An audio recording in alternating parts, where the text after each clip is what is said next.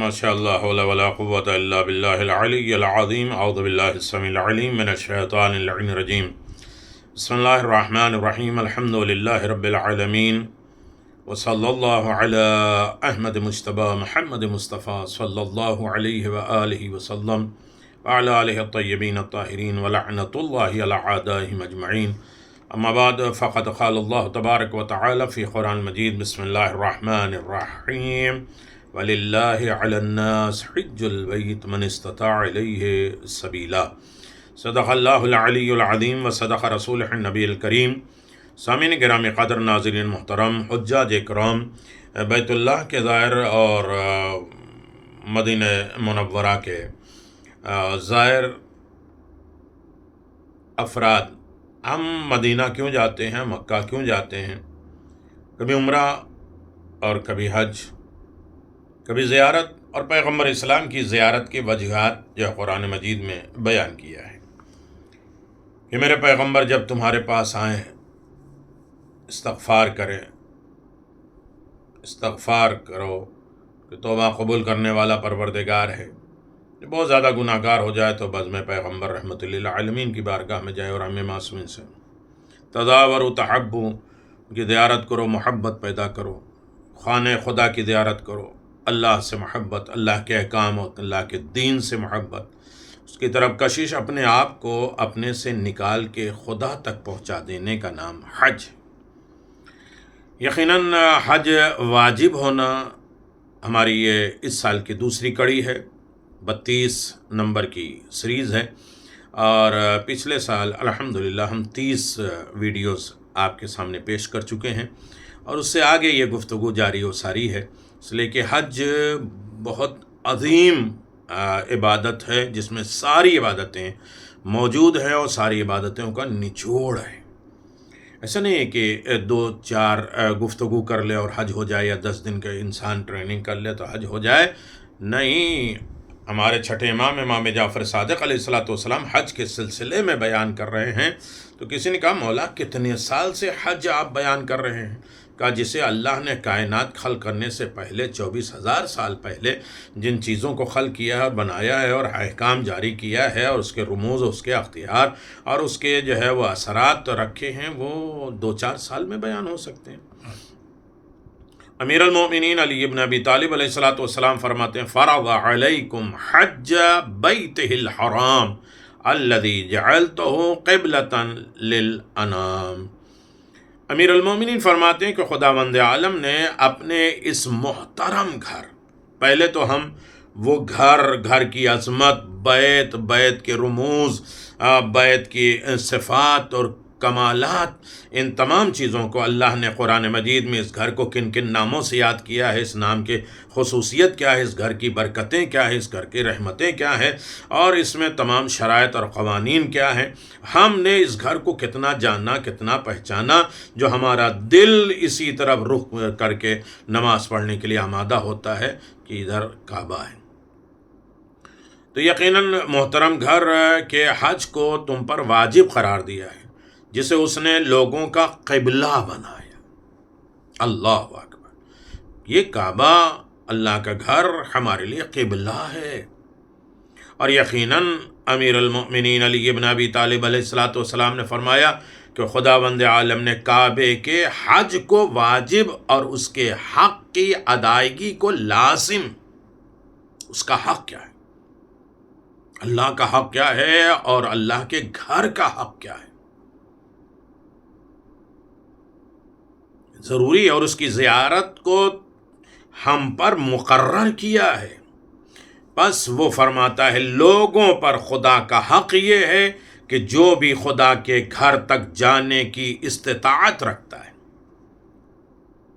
وہ بیت اللہ کی زیارت کے لیے جائے۔ وہ شخص جو کفر اختیار کرتا ہے، انکار کرتا ہے اور حج کی طرف نہیں جاتا ہے، تو خدا عالمین سے بے نیاز ہے، نہ اپنی زندگی تباہ کر رہے ہو، اپنے نقصانات کر رہے ہو، اللہ کے اس میں کوئی گھاٹا نہیں ہے۔ لیکن شرط کیا ہے اس حج بیت اللہ کے لیے؟ یہ واجب شرط یہ ہے، 4 چیزوں کا ہونا ضروری ہے۔ ان شرائط کے بغیر کسی شخص پہ حج واجب نہیں ہوتا۔ ایک تو پہلے وہ بالغ ہو، حج کی پہلی شرط بالغ ہے. لڑکا اگر 15 سال سے کم ہو اور لڑکی 9 سال سے کم ہو تو اس پر حج واجب نہیں ہے. خواہ وہ کتنا ہی دولت مند ہو، صحت مند ہو اور سارے قانون ہو، سارے اختیارات ہوں، راستہ آسان ہو، اس سے کوئی مطلب نہیں. وہ حج کے لیے نہیں جا سکتا اور واجب کے اعتبار سے واجب حج نہیں کر سکتا. وہ حج کے لیے جا سکتا ہے اور اس کا بے حد ثواب بھی ہے، لیکن بالغ ہونے کے بعد اسے اپنا حج واجب ہو جاتا ہے. دوسرا ہے عاقل، عقل مند. جس طرح ناقص العقل، پاگل، مجنون، بے وقوف، احمق شخص پر تمام شرعی احکام ثابت ہیں، نہ نماز ہے نہ روزہ ہے، اسی طرح دین کا یہ رکن فریضہ حج بھی اس پر ساقط ہو جاتا ہے، واجب نہیں ہوتا ہے. لیکن اگر وہ ذہنی اعتبار سے تندرست ہو جائے اور استطاعت رکھتا ہو تو اس پر حج واجب ہو جائے گا، یا پھر وہ صحیح الدماغ ہو جائے، اس کے عقل صحیح ہو جائے، دماغ صحیح ہو جائے. کبھی کبھی دماغ دورہ پڑ جاتا ہے تو حج وہ کر سکتا ہے. تیسرا ہے آزاد ہو، کسی کا غلام نہ ہو، قید نہ ہو یا مجبور نہ ہو، کہ انسان کے پاس پیسہ ہے، ہمت ہے، طاقت ہے، حالات ہیں، لیکن وہ مجبور ہے. جو شخص کسی کا غلام ہو یا کنیز ہو وہ حج نہیں کر سکتا، کیونکہ غلام اور کنیز پر حج واجب نہیں ہے. خاص طریقے سے استطاعت. ہم سوچتے ہیں استطاعت صرف پیسے کا نام ہے. حج کے لیے واجب ہے کہ وہ استطاعت رکھتا ہو. قرآن مجید میں ارشاد رب العزت ہے، لوگوں پر حج ہے خوشنودی خدا کے لیے اس کے گھر کا حج کریں، وہ وہاں جانے کی استطاعت رکھتے ہیں. اب استطاعت کی کئی قسمیں ہیں. خاص طریقے سے استطاعت جسمانی. ہم سوچتے ہیں پیسہ ہے تو حج کر لو، یا کوئی ہم نہیں حج کر رہے ہیں تو کسی بوڑھے یا مجبور کو جو ہے حج پہ بھیج دو. نہیں، پہلی شرط ہے جسمانی طاقت ہو، وہ سارے ارکان کو صحیح سالم انجام دے سکتا ہو. اگر کوئی شخص بڑھاپے یا اپنی بیماری کی وجہ سے سفر کے تکالیف برداشت نہ کر سکتا ہے تو وہ جسمانی طور پہ مستطیع نہیں ہے. ارشاد خداوند عالم ہے کہ اللہ تمہاری سہولت چاہتا ہے، تمہیں مشقت یا تنگی میں نہیں ڈالنا چاہتا ہے، لیکن اس کا اطلاق، اس کا کنٹرول یعنی پرفیکٹ کسی معمولی سی بیماری پر نہیں ہوتا، نہ تن آسانی پر ہوتا ہے کہ ابھی بڑھاپے کی دہلیز پر قدم رکھتے ہیں. چونکہ دولت کی فراوانی ہے، دولت ہے، لہٰذا تن آسانی کی وجہ سے اپنی جگہ کسی دوسرے کو حج بھیج دیا. ایسا کرنا بھی غلط ہوگا، اس لیے کہ حج کی مشقت امر محال ہے.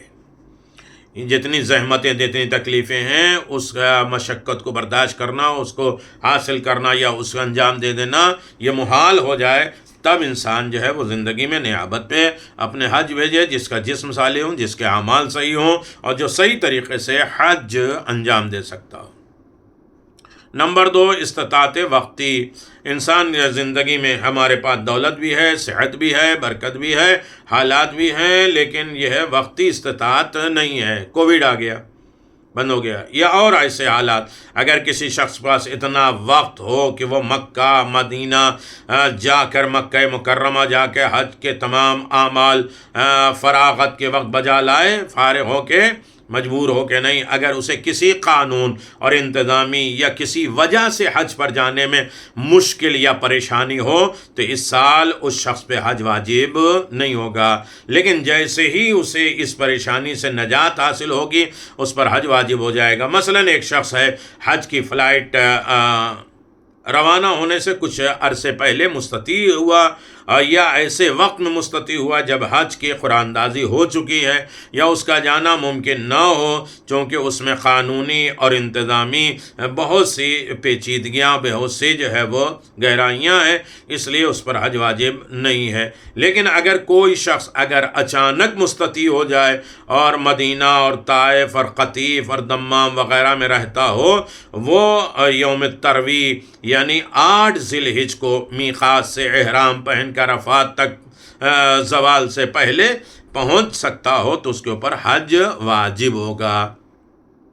پھر اس کے بعد ہے استطاعت مالی. تیسری منزل پر ہے استطاعت مالی. اس کے پاس کرایہ اور آنے جانے اور کھانے پینے کے اخراجات موجود ہوں تو اس پر واجب ہے. اور اگر جو ہے وہ گورنمنٹ کسی شہر میں رہتا ہے، سعودی میں، مکہ میں ہی میں رہتا ہے، اور اسے کوئی قانون دشواری نہ ہو اور اخراجات کی رقم ہو، یا حج سے پہلے اچانک رقم ہاتھ آ جائے، تو حج اس کے اوپر واجب ہو جاتا ہے۔ چوتھا ہے استطاعت قانونی، یعنی فریضہ حج کی ادائیگی میں اس کی جان، مال، عزت، آبرو کو کوئی خطرہ نہ ہو، اور اپنی حکومت یا دوسری حکومت کی طرف سے کوئی رکاوٹ بھی نہ ہو، راہ میں امن ہو، حالات جو ہے وہ ناسازگار نہ ہو، تو اس کے اوپر حج واجب ہے۔ اور اس کے بعد ہے استطاعت روزگاری۔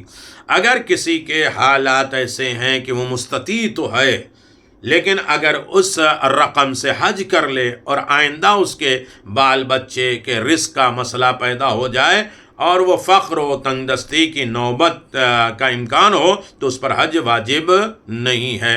لیکن اس جواز میں صداقت ہونی چاہیے کہ پتہ نہیں ہم نے کروڑوں جمع کیا ہے، پتہ نہیں اگلے سال ہمارے بچوں کے لیے کیا ہوگا، ایسے نہیں، اس میں سچائی ہو، صرف یہ عذر نہ ہو کہ ہمیں حج سے بچنے کا کوئی بہانہ نہ ہو۔ ہر شخص اپنے حالات کو بخوبی جانتا ہے۔ کچھ لوگ جائیداد رکھتے ہیں لیکن عذر جو ہے رکھتے ہیں کہ بچیوں کی شادی ہو جائے، بچوں کا جو ہے گھر ہو جائے، اور ان کے جو ہے وہ کاروبار ہو جائے اور وہ مصروف ہو جائیں، اور یقیناً تمام جو ہے وہ عذر بیکار ہے۔ یہ دھوکہ ہے اپنے آپ سے، خدا کو نہیں دھوکہ دے سکتے۔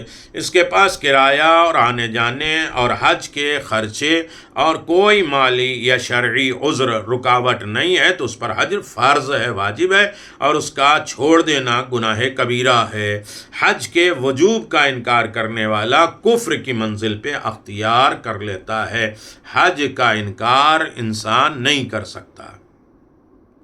اسی لیے آپ دیکھیں کہ حج کا فلسفہ امیر المؤمنین علی بن ابی طالب علیہ السلام نے فرمایا ہے، وَجَعَلَهُ سُبْحَانَهُ عَلَامَةً لِتَوَاضُعِهِمْ لِعَظَمَتِهِ وَإِذْعَانَهُمْ لِعِزَّتِهِ۔ اللہ اکبر۔ امیر المومنین علی بن ابی طالب علیہ السلام، چونکہ یہ ہموار ہے، مقدمہ ہے، آمادگی ہے، اس لیے کہ حج روحانی تعلق رکھتا ہے۔ یہ نہیں کہ انسان 7 چیزیں جو ہے عمرہ تمتع میں کر لے، 14 چیزیں جو ہے وہ حج تمتع میں کر لے، وہ ہو گیا، نہیں۔ خداوند عالم نے کعبے کے حج کو علامت قرار دیا، نشان قرار دیا، تاکہ لوگ اس کی عظمت کے سامنے جھکیں، تواضع کریں، انکساری کریں، اظہار کریں کہ کبریائی صرف خدا کے لیے، اکڑ خدا کے لیے، ہم اس کے عظمت کے سامنے اپنے آپ کو جھکائیں، اور پروردگار عالم کے غلبہ نیز اس کی عظمت اور بزرگی کا اعتراف کریں، اس کی عزت، اس کے کمال کا اعتراف کریں۔ مین چیز ہے حج میں جانے کے بعد یا حج میں جانے سے پہلے ارادہ کر لے کہ انسان کے اندر کسی طریقے کا کوئی بھی تکبر، غرور، گھمنڈ، اکڑ نہیں ہو۔ رسول خدا صلی اللہ علیہ وسلم نے پوچھا، کسی نے پوچھا کیا وجہ ہے کہ تم میں عبادت کی شیریں اور مٹھاس، لذت تمہاری عبادت میں نہیں ہے؟ انہوں نے پوچھا حضور کیا مطلب ہے، وہ مٹھاس کیا ہے عبادت کی؟ کہا تواضع اور انکساری۔ جہاں سے غرور، گھمنڈ ختم ہو جائے، عبادت کے میں لذت اور شیرینی اور مٹھاس اور مزہ آنے لگتا ہے۔ تمام لوگوں سے وہ بندہ بلند اور افضل ہے جو بلندی کے پر فائز ہونے کے باوجود انکساری کرے، کچھ ہو تب بھی اس کے اندر جھکاؤ ہو، اس کے اندر تواضع ہو، کچھ نہ ہو اس کے بعد اکڑ ہو جائے تو ابو جہل بن جاتا ہے، شیطان بن جاتا ہے۔ خدا کے لیے بغیر کسی نقص کے تواضع اختیار کرے۔ اندر نقص عیب نہیں ہے، کیوں میں جھکوں؟ نہیں، کوئی عیب نقصان تمہیں نظر نہیں آتا ہے، پھر بھی تم بندے ہو، وہ خالق ہے، سارے کمال، ساری خوبیاں اسی کی عطا کی ہوئی، تو تواضع ہے۔ غربت نہ ہونے کے باوجود اپنے آپ کو محض رضا الہی کے لیے ذلیل سمجھنا، اللہ راضی ہو جائے، ہم نحیف ہیں، ہم کمزور ہیں، ہمارے پاس کوئی نہیں، ہم کچھ اختیار نہیں، ہم آگے ایک لمحے، ایک سانس کے بھی ہم کوئی چیز ہمارے پاس گارنٹی نہیں ہے، کل کا ہم کوئی بھروسہ نہیں کر سکتے، سب کچھ ہے خدا کی رضا کے لیے اپنے آپ کو ذلیل سمجھنا، تواضع سے بڑھ کر کوئی خاندانی شرافت نہیں ہے. انسان کہتا ہے میرا خاندان شریف ہے، یہی جو بتا رہے ہیں کہ میرے خاندان اکڑ، یہی کہ اکڑ ہے. تقوی سب سے بڑا خاندانی، تواضع انکساری یہ سب سے بڑی شرافت ہے خاندان کی. سب کچھ ہوتے ہوئے بھی اپنے آپ کو جھکا کے رکھنا، نرم رکھنا. زینت شریف جو ہے اور تواضع ہے. شریف کی زینت کیا ہے؟ تواضع ہے. اور تواضع فضیلت کو عام کر دیتی ہے، اچھائی کو عام کر دیتی ہے، تعریف کو عام کر دیتی ہے.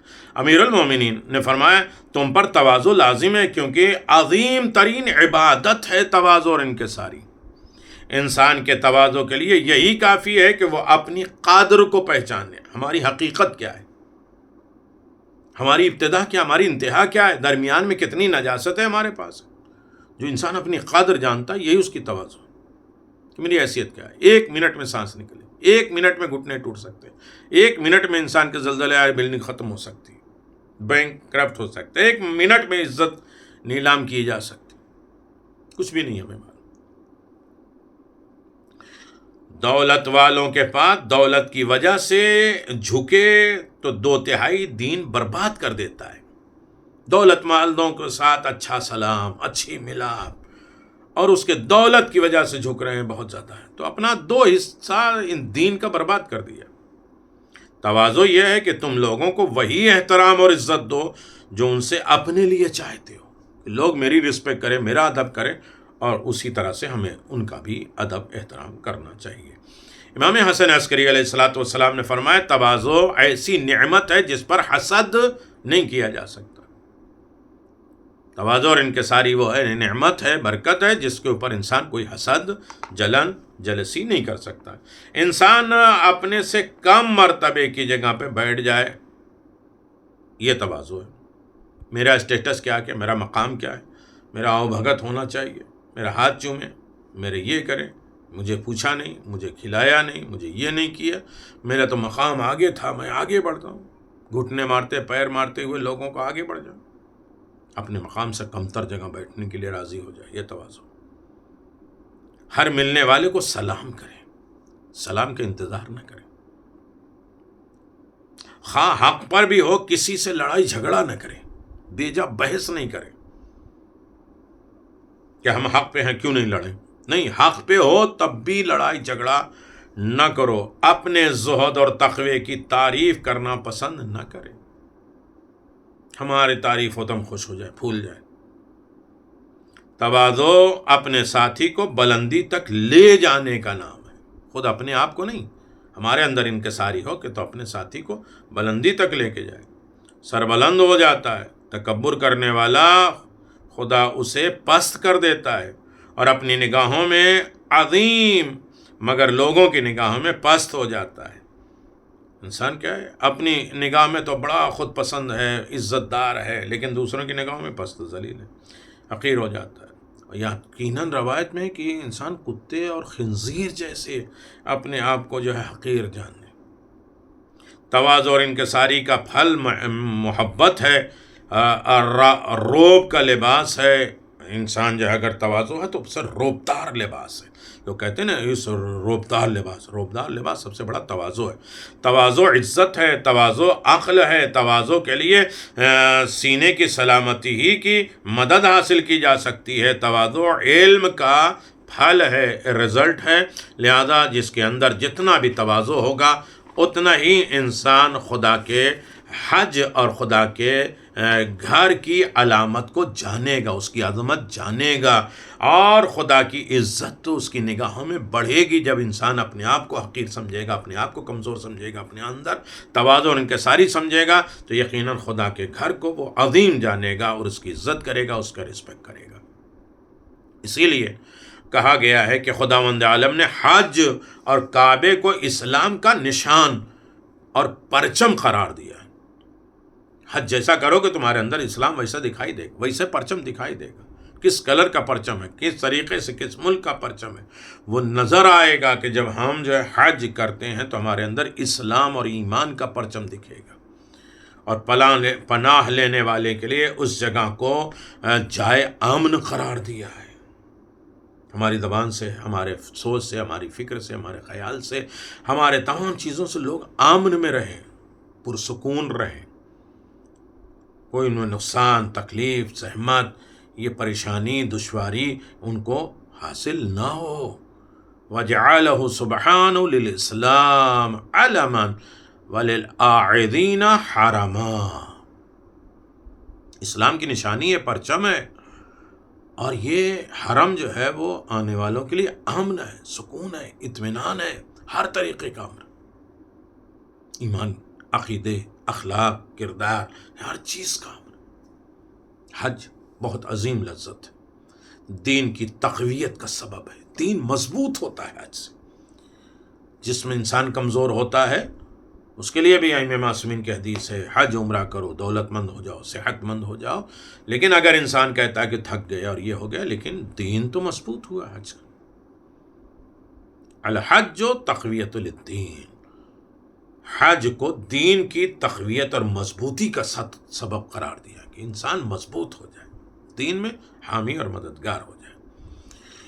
یقیناً حج کے بہت سے پہلوات ہیں، ہم احادیثوں کا سہارا بھی لے رہے ہیں، انشاءاللہ اس کے درمیان میں بھی معروضات پیش کیے جائیں گے، احکام آپ کی خدمت میں پیش کیے جا چکے ہیں، فضیلت بیان کیے جائے گے، احکام بنائے جائیں گے، محسوس ہو کہ ہم نے حج کیا ہے۔ خداوند عالم ہم سب کو بار بار بیت اللہ اور دربار رسالت اور ائمہ معصومین اطباء عالیہ کی زیارت نصیب فرمائے۔ السلام علیکم ورحمۃ اللہ وبرکاتہ۔ جو حج پہ جا رہے ہیں اللہ بامقصد لے جا اور بامقصد واپس کرے، اور ان کے نامہ اعمال میں ان کی زندگی میں حج لکھا جا سکے، ان کے جو قصد و ارادے ہیں وہ منزل کمال تک پہنچا دیں۔ السلام علیکم ورحمۃ اللہ وبرکاتہ۔